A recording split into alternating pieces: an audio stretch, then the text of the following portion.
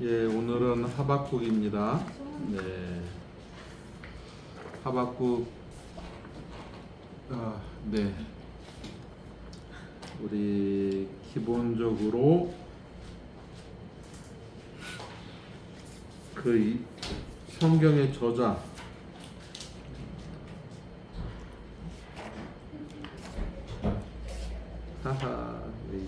오타 났네. 선지자 나훔의 이름을 그 제목으로 하였다. 오타 났네요. 그쵸? 네. 1장 1절 보게 되면 예, 그거 바꾸세요. 하박국.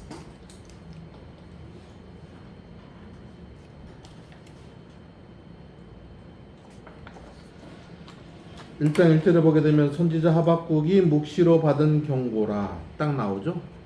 그래서 하박국의 묵시구나. 스스로를 뭐라고 얘기하고 있어요? 선지자다 이렇게 얘기하고 있죠. 그 다음에 3장 19절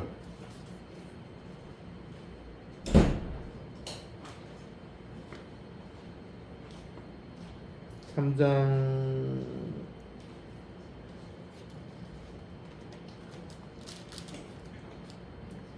19절 주 여호와는 나의 힘이시라 나의 발을 사슴과 같게 하사 나를 나의 높은 곳으로 다니게 하시리로다. 이 노래는 지휘하는 사람들을 위하여 내 수금에 맞춘 것이니라. 뭐예요? 자기가 자신의 노래라는 거, 자신의 노래가 불려졌다 이 얘기를 하고 있는 거죠. 자, 언제 지어졌는가? 몇 페이지야? 예, 하박국 8페이지입니다. 8페이지. 네. 거기에 보게 되면 왕이 아직 있었다. 그 얘기는 망하지 않았다. 그런 얘기죠. 그 다음에 1장 6절에 보게 되면 보라 내가 사납고 성급한 백성 곧 땅이 넓은 곳으로 다니며 자기의 소유가 아닌 거처를 점령하는 갈대아 사람을 일으켰나니. 그런 얘기는 뭐예요? 갈대아인에 대한 언급을 한 거 보니까 신바벨론이 아직 남유다를 공격하기 전이다. 예.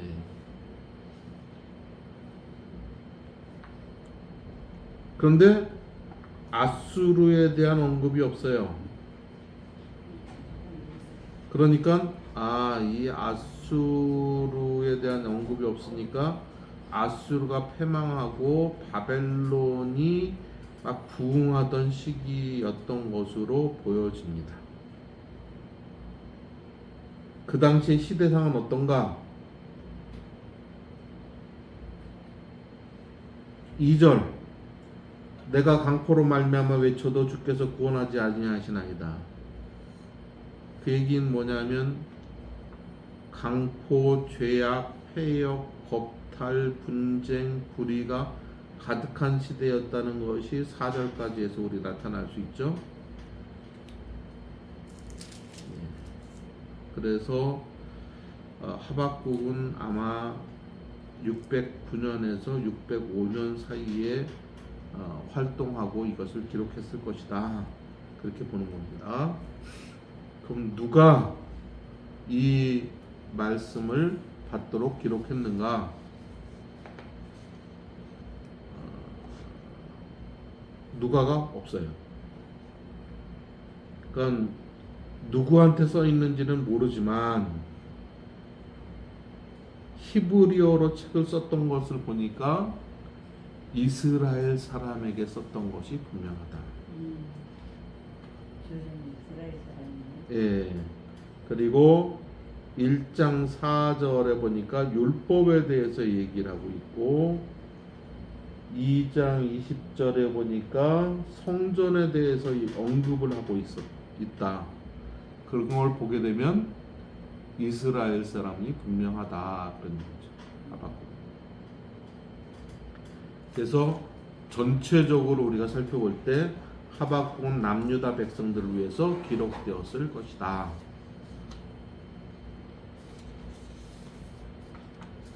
그 다음에 기록 목적. 기록 목적은 악한 사회 속에서 고통받은 의인들을 격려하기 위해서.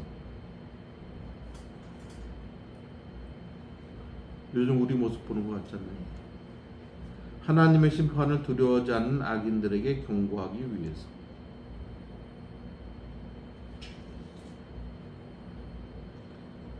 책 속에 나타난 하나님은 어떤 하나님인가? 자기 백성을 구원하시고 원수들을 심판하시는 하나님을 찬양하고 있는 위대한 찬송입니다. 아무리 어려워도 하나님은 자기 백성을 그냥 놔두시는 법이 없다는 거죠. 핵심 단어는 믿음입니다. 핵심 절은 2장 4절, 3장 17절에서 19절. 2장 4절 보라 그의 믿음은 교만하며 그 속에서 정직하지 못하나 의인은 그의 믿음으로 말미암아 살리라. 이 말씀이 종교개혁의 주 모토가 되었죠. 예, 그 다음에 3장 17절부터 19절 보게 되면 어떻습니까? 비록 무화과가 무성지 않지 못하며 예.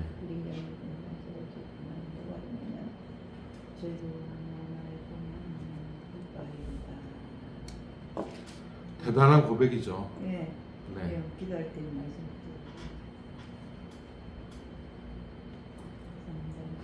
이 얘기를 우리식으로 하면 어떻게 해요? 전혀 소득이 없다는 얘기예요.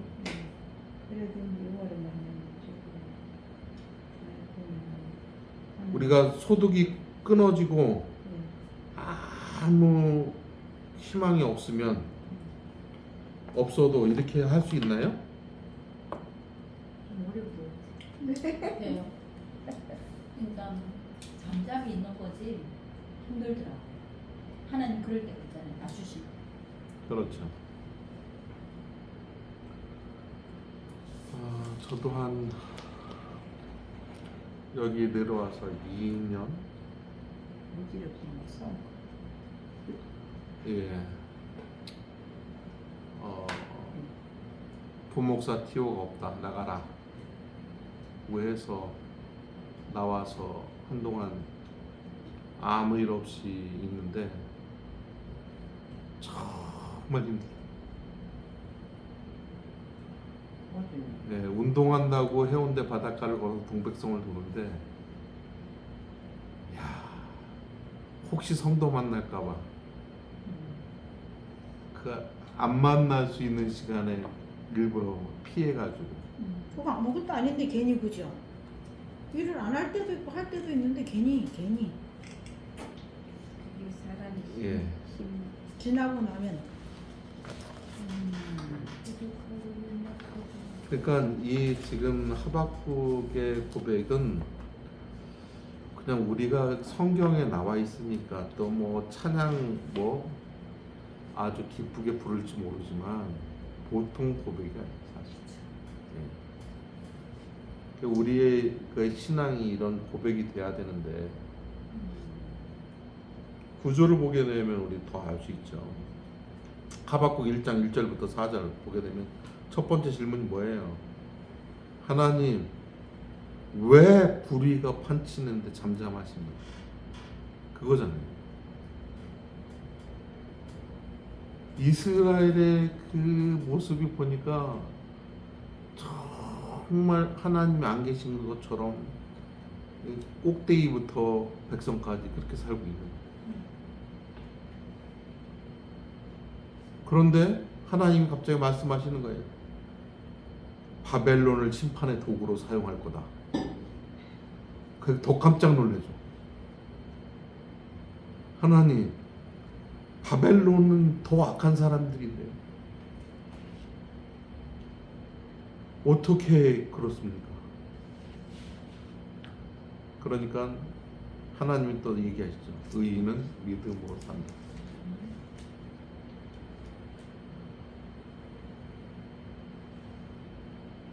그리고 나서 그 모든 것을 살펴본 다음에 3장에 고백이 나옵니다. 아, 하나님 어떤 분이신가? 하나님은 모든 것을 통찰하시고 모든 것을 아시는 분이다. 참고 자료를 보게 되면 거기 도표 나와 있죠? 도표 없나요? 있어요. 예. 거기 하박국이 어디쯤 있는지 보이시죠? 네, 중간쯤이에요. 예. 7세기. BC 7세기 그러니까 스바냐와 예레미야가 사이에. 예. 사실은 그 사이에 같이 사역들 하고 있는 거예요. 왜 이렇게 선지자들 한꺼번에 몰아주셨죠? 하나님이 그만큼 그 시대가 악해서 그럴 수밖에 없으셨던 거예요.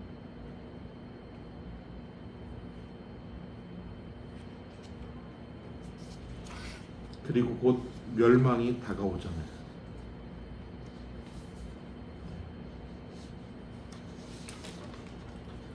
자, 그러면 우리 성경을 보면서 오늘 수업을 진행하겠습니다.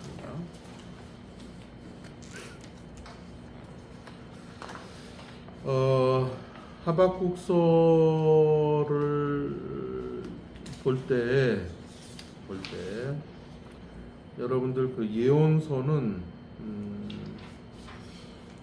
이 차준희 교수의 책을 좀 참고해 보면 좋겠다는 생각이 들어요. 이분이 예언서 전공입니다. 지금 순복음신학교 영성 신학을 가르치는 교수인데, 정말 이 예언서에 아주 권위자예요.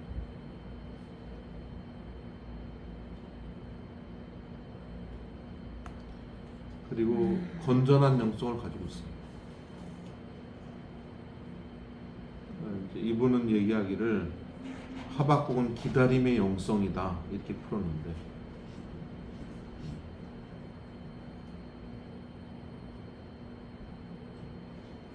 나중에 이제 이분이 쓰신 책들을 보게 되면 성경에 묻고 평신도에게 답하단가 그런 책이 있어요.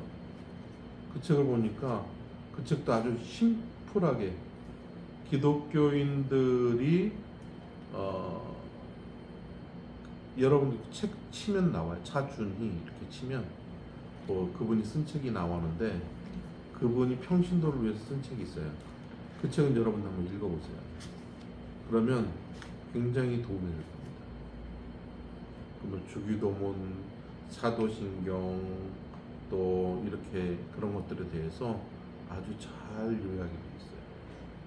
그래서 아주 심플하고 신학적이고 역사적으로 잘 기록을 해놨습니다. 자,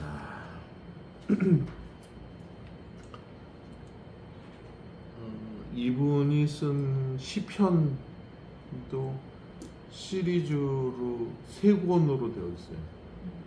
3권으로 되어 있는데, 제가 이제 해운대 도서관에 신청을 딱 했더니 시리즈는 안 사준대요. 단품.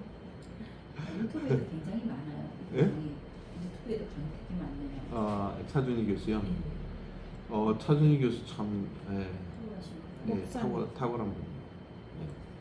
아무수 오바나 강용성. 예. 그래서 여러분들이 그 부분에 대해서 그분이 지금 이제 미국에 가서 목회자 재교육 프로그램을 진행한 그 영상들이 있어요. 그 영상들 굉장히 도움이 돼요. 거기에 보게 되면 이제 그 성경 소개도 나와 있죠. 제가 성경 소개했죠. 우리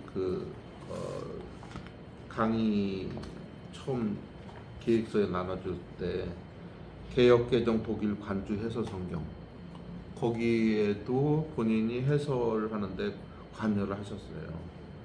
그다음 쥐리 성경 해설 성경전서 그것도 참 여러분들 정도는 봐도 되죠. 왜냐하면 그 이제 조금 자유주의스러운 모습은 있지만 그 정도 판단은 가능하잖아요.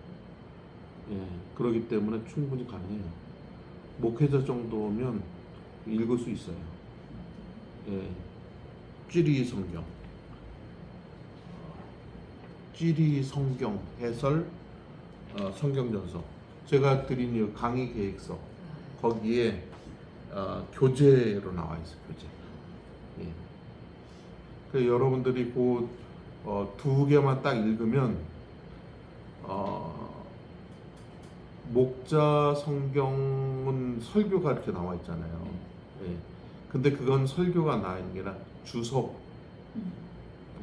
아주 간단하게 이렇게 돼 있어서 그 주석을 읽으면 얼마든지 그것을 가지고 본문 뜻을 해설해서 성경을 잘 풀어줄 수 있어요.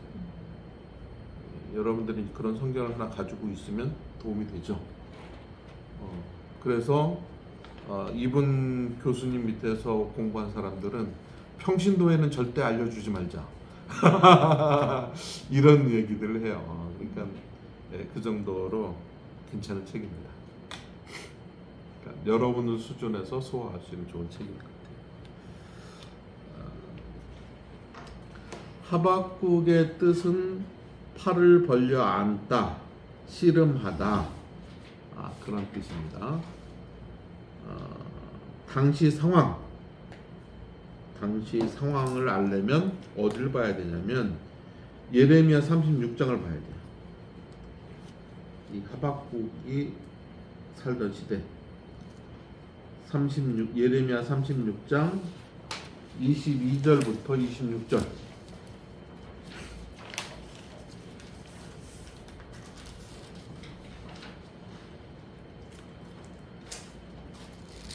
자, 누가 한번 읽어보실까요? 예레미야 몇 장이야? 예레미야 36장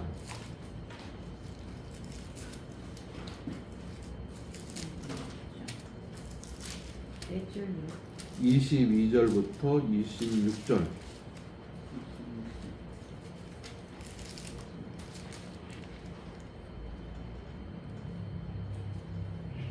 그때는 아홉째 여기죠.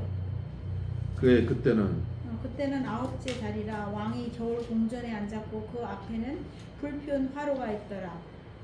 여호디가 서너 쪽을 낭독하면 왕이 면도칼로 그것을 연하게 베어 화로불에 던져서 두루마리를 모두 태웠더라. 왕과 그의 신하들이 이 모든 말을 듣고도 두려워하거나 자기들의 옷을 찢지 아니하였고 엘라단과 들라야와 그마랴가 왕께 두루마리를 불사르지 말라고 아뢰어도 왕이 듣지 아니하였으며 왕의 아들 여라무엘과 아스라엘의 아들 스라야와 압디엘의 아들 세레마에게 명령하여 서기관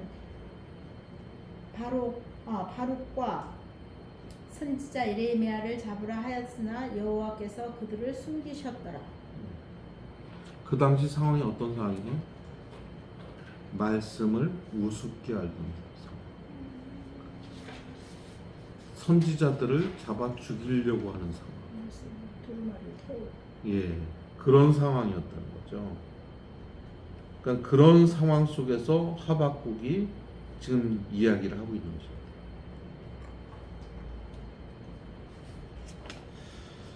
그러면 1장은 뭘 얘기하고 있느냐? 왜 하나님 백성은 고난을 당하는가? 2장은 왜 기도는 응답되지 않는가? 3장은 왜 하나님을 모르는 백성은 잘 되는가? 이 이야기를 하고 있는 거예요.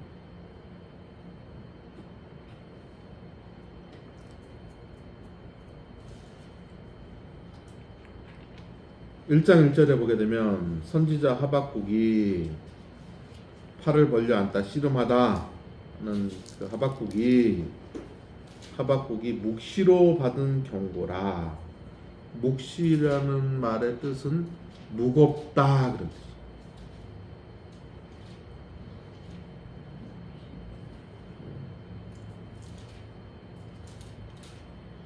여기에서 묵시로 받은 경고라 하는 얘기는 뭐예요?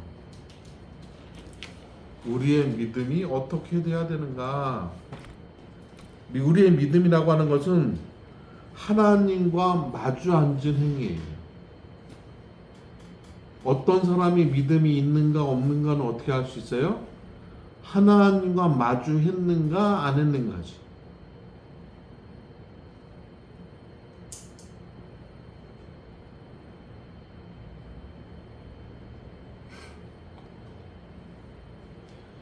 우리가 이제 그런 얘기가 있어요. 집안에 어떤 분란이 일어나면 그 분란이 일어나는 집은 그 다음에는 그 분란을 누구에게 푸냐면 목회자에게 푸는 수가 많아요.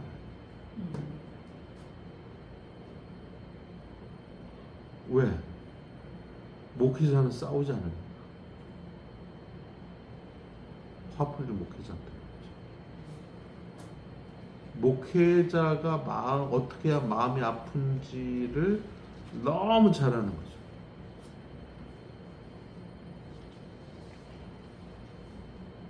뭐 저희 교회 예를 들어서 조금 죄송스럽습니다. 이제 부부 싸움을 하셨어요. 이제 기분이 안 좋으세요.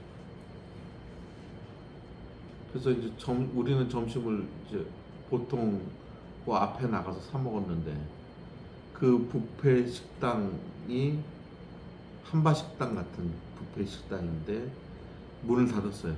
장사가 어느 일정 정도가 안 되니까 주의를 안 한다. 그래서 이제 그런데 새신자가 2명이 오셨어요. 한 가족이. 근데 보아하니까 이분도 뭐 특별한 어떤 그 돌파구가 없으면 조만간에 이제 다른 데로 가실 마음은 있으신 것 같아요. 저한테도 여러 가지 얘기를 하는데, 근데 이분은 전도를 하고 싶어요. 전도를 하고 싶어 하는데 기존에 있는 신자들은 전도하러 자기네들 데리고 가지 말라 이렇게 이미 저한테 얘기를 했어요. 왜냐하면 그 전에 교육자하고 전도를 나갔는데 굉장히 구박을 당하고 아주 매섭게 거부를 당했다. 그런 표현을 하시더라고요.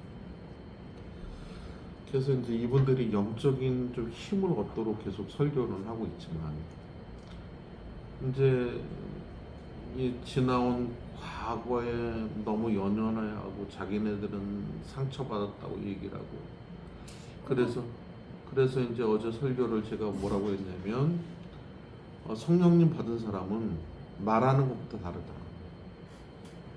불평불만은 영적으로 병든 상태의 모습이다. 영적으로 병들면 찬송 끊어지고 말씀 읽는 거 끊어지고 그 다음에 예배 소홀히 하고 그럼 나 그렇게 설교를 했어요. 미고사출 그렇게 얘기하자. 그리고 이제 새신자 부부가 식사를 접대하겠다고 해서 갔어요. 그분이 밀면집을 택했어요. 근데 밀면이 싫으신 거예요. 태어나서 밀면을 한 번도 안 먹어봤다는 거예요. 그러니까 조금 내가 보니까 못마땅한 표지. 밀면이 싫은 게 아니라 그 사람이 좀 아니. 그게 주문하면 맛이 그 사람을 없어서 그래 그 사람을 싫어하는 따라는 갔어요. 따라는 갔는데. 그럼 입 다물고 있어야지. 예. 그리고 그런데 그 얘기를 하시니까. 그럼 자기가 가족 사든가. 앞에서요? 예? 가족 앞에서? 사는 사람 앞에서 난 밀면 처음 자기가 먹어본다 사는 이렇게 얘기하고 나 회는 좋아하지만 뭐 이렇게 얘기를 하시는데 그러면서 또 뭐 자기가 얘기한 뭐 콩국수 집에 가자 뭐 그러니까 지가 사야지. 콩국수 집에 가자는 얘기는 오후 예배 드리지 말고 거기 멀거든요 콩국수 집이. 그치. 그러니까 오후 예배 드리지 말고 콩국수 집에 가서 놀자. 콩국수 집에 가자는 얘기는 교인들 다 가니까 교회 재정으로 쓰자 그런 얘기입니다. 그러니까 이제 그런 얘기를 하세요. 장로님 원하시면 날 잡아서 뭐 맥주 감사절에 이렇게 하시든가요. 뭐 그렇게 하면 되죠. 제가 이렇게 얘기했어요. 왜냐면 진리 외의 것은 내가 다 수용해 주겠다고 말씀.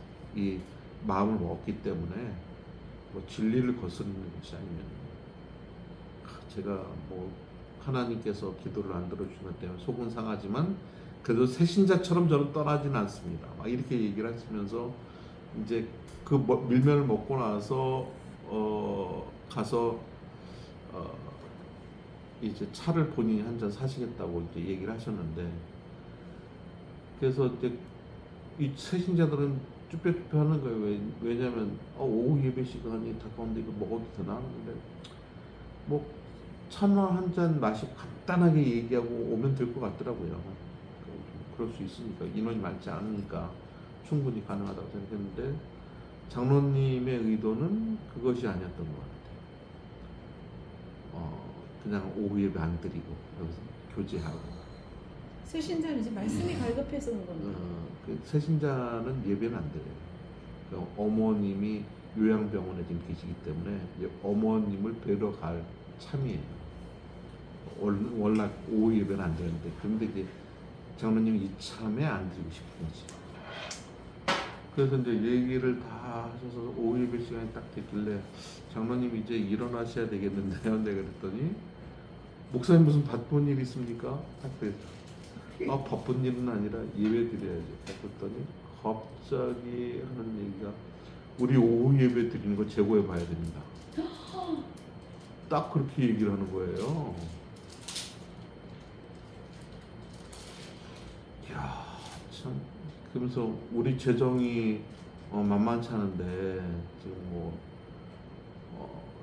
이 정도 헌금 가지고 우리가 점심 먹고 오후 예배까지 드린다고 하는 것은 좀 무리가 있는 것 같습니다.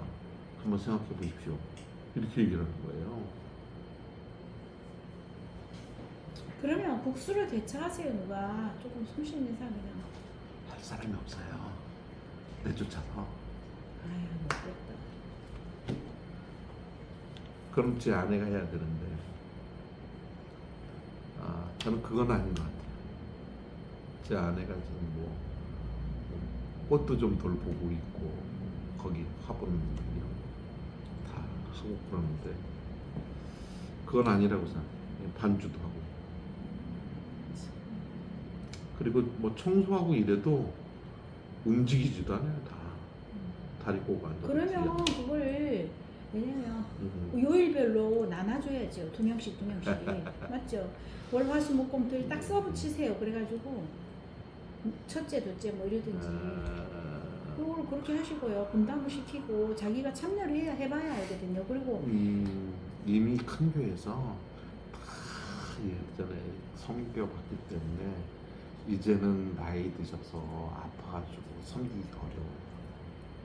그래서 새벽 기도도 오기 어렵고 수요 예배도 오기가 어려워요. 자기네들이 그렇다고 남. 그런데 스트레스 풀러 미장원은 가셔야 돼요. 그걸 강력하게 목사님이 끌고 나가야죠.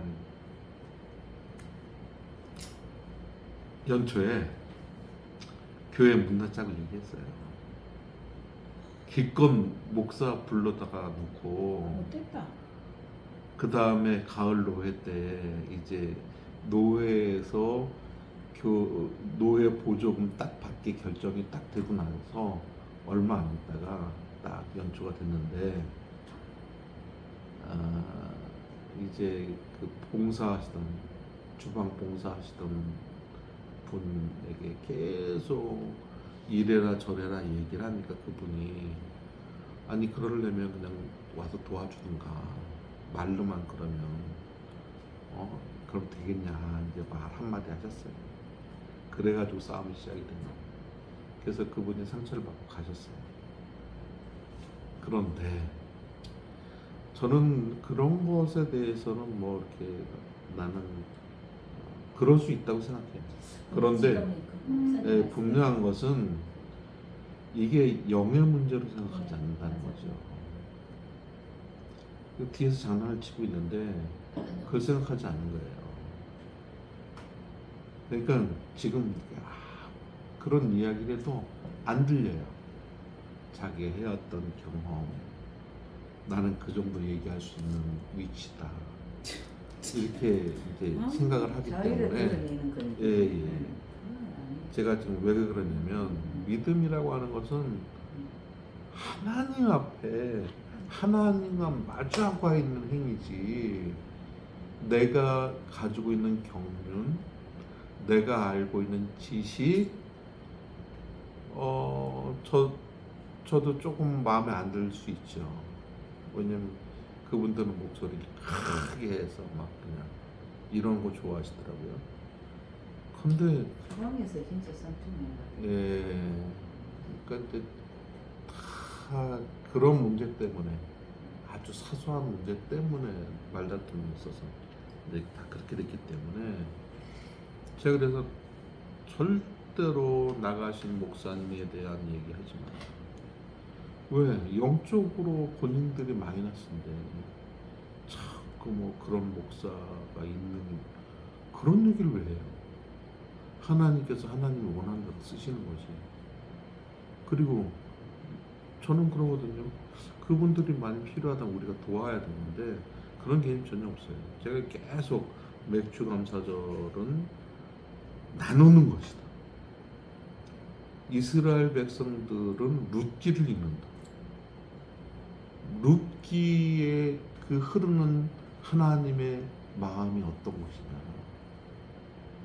룻기에 나타난 하나님의 마음은 보아스의 마음이에요.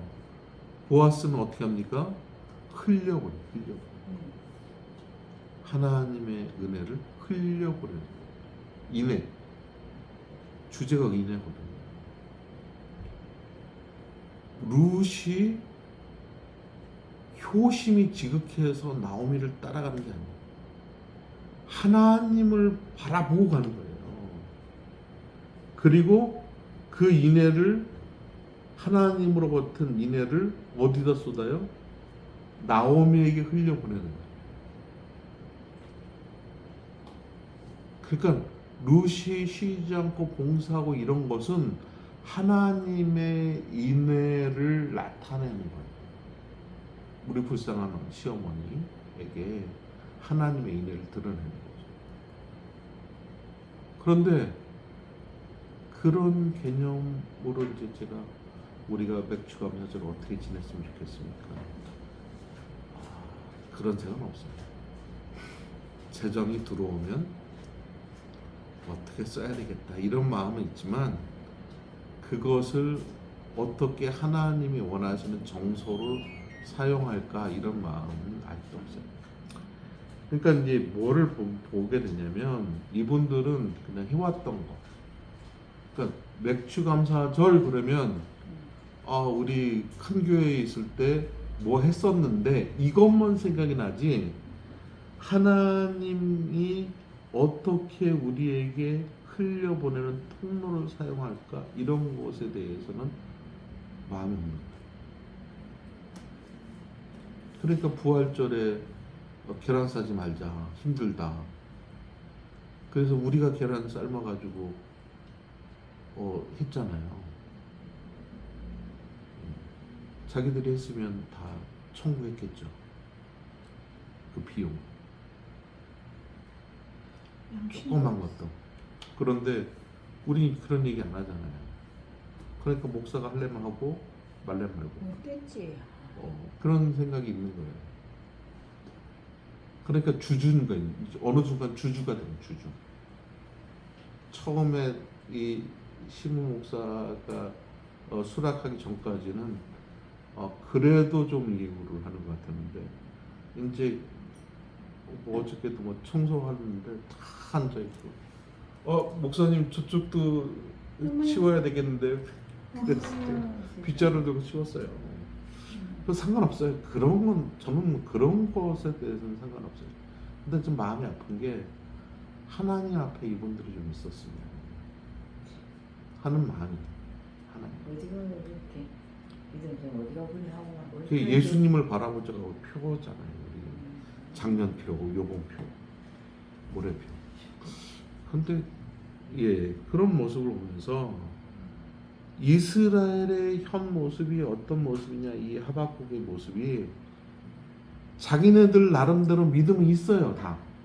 왜냐하면 주의를 지키니까 안식일 성수하니까 우리가 한 번도 다윗 이후로 안식일을 범한 일이 없다 그런 얘기예요. 그런데요 뭐예요? 하나님 앞에 있는 게 아니라 내 기득권 그 다음에 나 자신 나만 생각한다. 그러니까 다른 제사장들은 어떻게 돼도 상관이 없어요. 중앙에 있는 우리 제사장만 잘 되면 되는 거예요. 그러니까 제사장 중에 도망가는 제사장이 수두룩하는 거죠. 지금 보았잖아요. 예레미야 36장 22절에 26절에 보게 되면 왕에게 아부하는 사람들만 그 주변에 있는 거예요. 그 왕은 말씀을 잘라서 한번 듣고 버려요. 듣기 싫으니까. 그래서 개정 증복판을 예레미야가 또 만들었잖아요. 예, 그 이후로 이런 상황이에요. 그러니까 2절에 보게 되면 내가 강포로 말미암아 부수고 무너뜨리는 행위가 있다. 강포로 말미암아. 이 강포란 말이 계속 등장합니다.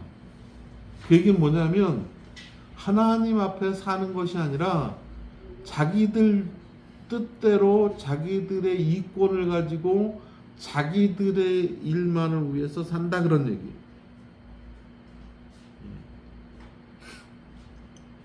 자, 5절에 보게 되니까 여호와께서 이르시되 너희는 여러 나라를 보고 또 보고 놀라고 또 놀랄지어다. 그 얘기는 뭐냐면 본 것이 전부가 아니라요. 너희의 생전에 내가 한 가지 일을 행할 것이라 누가 너희에게 말할지라도 너희가 믿지 아니하리라. 너희들이 보는 게 전부가 아니다. 그건 뭐냐? 팩트 넘어서 하박국 너 팩트를 넘어서 하나님이 어떻게 역사하시는지를 봐라 그런 얘기예요.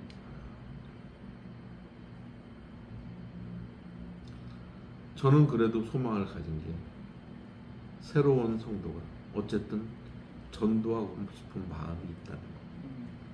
그 사람 보내줄 때 내가 나라를 위해서 같이 기도하는 사람을 보내달라고 늘 기도하고 있었는데 어쨌든 같이 기도할 수 있는 준비가 되어 있다는 생각입니다. 그래서 교회 이름도 조금 바꿨으면 좋겠고 이제 물론 그 여러 틀을 막 만들고 싶어하는 건 제가 이해는 해요. 근데 지금 우리 상황에서는 그럴 만한 입장을 못 돼요. 왜냐하면 지금 우리 교단 간판에 교단 마크가 있는데 교단 마크가 바랬어요, 색이.